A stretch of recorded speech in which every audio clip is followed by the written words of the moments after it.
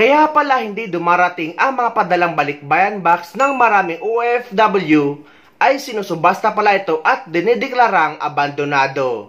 At para daw makuha ng mga OFW ang kanilang balikbayan box, ay kailangan nila magbayad ng halos 30,000 pesos. What? Ang masakit pa dito ay may sabwatan sa pagitan ng ilang mga taga-customs at mga nag-auction or nagsusubasta para maibenta or mapatubos sa may-ari ng mga balikbayan box. At tama naman ang sinabi dito ni Secretary or DNW Secretary Hans Kakdak na bakit idodonate sa kanila ang mga hindi na-deliver na balikbayan box. At ang tanong pa niya ay bakit nagkakaroon ng mga abandoned balikbayan box. Dahil may address naman yan at bayad na yan ng mga OFW na dapat pinapadala na yan sa pamilya ng mga OFW na nagpadala sa ibang bansa. Pinasubasta, kaya nawala ang ilang balikbayan box na idineklara umanong abandonado batay sa mga sagot ng ilang inimbitahan sa isang pagdinig ng Kamara. May isa pang sinisingil umano ng 30,000 piso para matubos ang padala. Nakatutok si Mariz Umali. Naging emosyonal ang OFW na si Vilma Silga nang humarap sa House Committee on Overseas Workers Affairs. Pinagbabayad daw kasi siya ng halos 30,000 piso para makuha ang pinadala niyang mga balikbayan box sa pamilya sa Pilipinas. Yung hirap, yung tiis, ang pagod, pangungulila sa pamilya, sa mga anak, mag-ipon ng mga bagay-bagay para lang maibigay sa kanila. Tapos ganun, hindi namin alam kung saan napunta. Ang binayaran ko doon, almost 50,000 na. Tapos magbabayad ulit ako dito ng 29,500 para makarating sa akin. Tinatalakay sa komite ang umano'y illegal na gawain umano ng illegal freight forwarder kung bakit bigla na lang naglalaho ang mga pinaghirapang balikbayan boxes ng mga OFW. Nasaan na po yung aming cargo na yun? Ayun po yung binayaran namin po.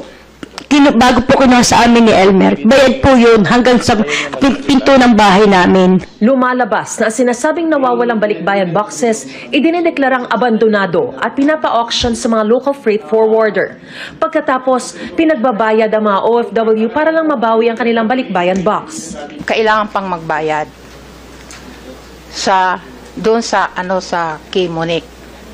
Sa kagustuhan ko po, nagbayad ako kay Monique para makuha ko ang aking boxes. Hinala ng OFW Party List, may nagaganap na sabwatan sa pagitan ng ilang kawani ng Bureau of Customs sa Auction Division at mga pribadong individual na lumalahok sa mga auction at kumukorner sa mga balikbayan boxes na di umano'y abandon upang ibentang muli sa mga may-ari ng OFW sa nakakalulang halaga. Sa pagdinig na pag-alamang karamihan sa mga balikbayan box ay napunta sa isang Mona Lisa Tan, may-ari ng Monique Rapid Trans Incorporated na isang international at domestic freight forwarder.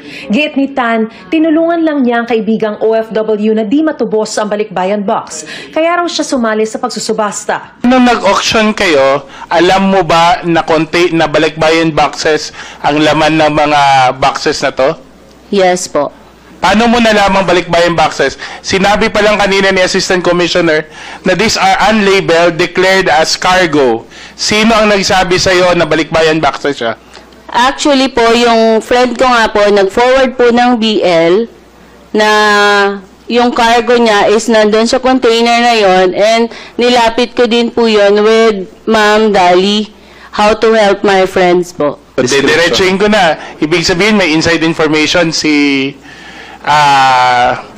Mona Lisa. Sabi naman ng Bureau of Customs, hindi na sila nagpapa-auction ngayon at dinodonate na lang daw sa Department of Migrant Workers ang mga boxes. Pero may nakitang problema rito sa Department of Migrant Workers Secretary Hans Leo Kakdak. Kung kami lang po ay pagpapasahan ng mga abandoned boxes, hindi po nagagamot yung problema, which is bakit merong abandoned boxes in the first place when binayaran na nga po ito sa pinanggalingan. Hindi po nagagamot yung problema, which is lokohan po sa forwarding ng bagahe o ng balikbayan box. So, yun po sana ang malutas. Nangako ang DMW na tutulungan ang mga OFW na maiuwi ang mga balikbayan box nila sa tulong ng Action Fund.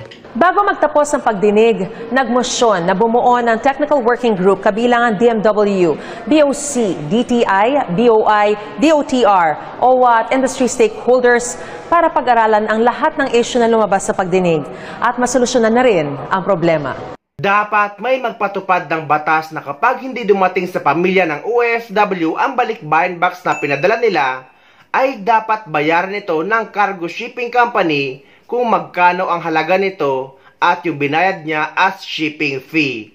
Dahil kawawa ang mga OFW na nakakaranas na hindi dumarating ang balikbayan box na pinadala nila. Tinuturing pa naman tayong bagong bayani ng Pilipinas, pero mga sariling kababayan natin ang kumakawawa sa mga OFW. Bagong bayani na ang sandata ay luha.